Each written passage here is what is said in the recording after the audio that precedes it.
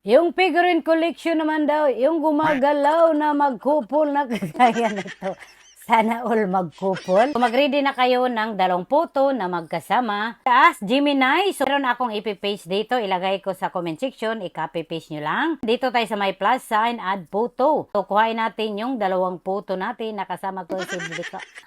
Tap nyo lang yung arrow. Then, antay nyo lang few seconds. Yan na. So, kailangan, ganito ang itsura ha, yung 2 kamay na nakaganyan. Once na hindi ganito, ulitin ninyo.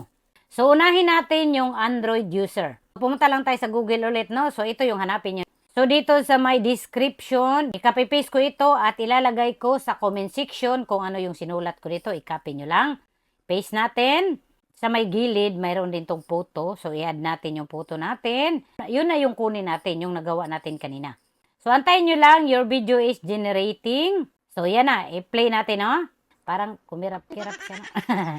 Pwede nyo nang i-save yan, o pwede nyo nang i-post. Sa mga Apple user naman, so pumunta ulit kayo sa may Google. Ito yung itsura niya.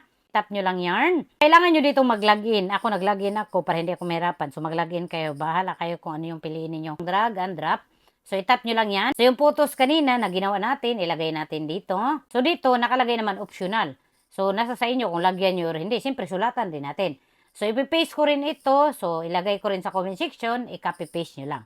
Scroll down tayo. Kung napapansin nyo, 5 out 5, diba? So, 5 beses lang tayo dito makapagamit ng free. Kasi may bayad kasi ito eh. Ito yung bayad niya, 150. Tayo lang natin yan na mga parang mag 100%. So, ito na yung video natin. Play natin. So, pwede nyo rin yung i-download, no? Alam nyo naman paano i-download yan. Yung may download dito, no? Ito yung final video natin sa Android user.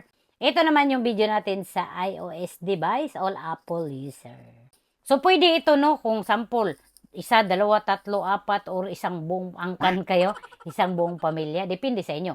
So, dapat magkakasama kayo sa isang photos para mabilis ang proseso. So, kung hindi nyo naman din alam paano maglagay ng photos, mag-remove background, gagawin ulit natin ng content next time.